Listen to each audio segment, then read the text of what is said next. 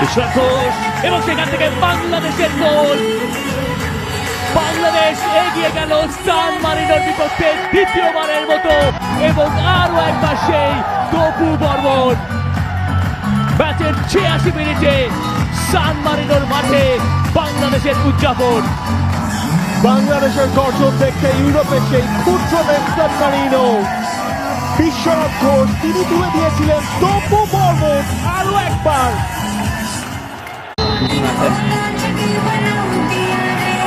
বিশ্বনাথ ঘোষ এবং সেখান থেকে বাংলাদেশের গোল। বাংলাদেশ এগিয়ে গেল সান মারিনোর বিপক্ষে দ্বিতীয়বারের মতো এবং আরো একবার সেই তপু বর্মন। ম্যাচের ৮৬ মিনিটে সান মারিনোর মাঠে বাংলাদেশের উদযাপন।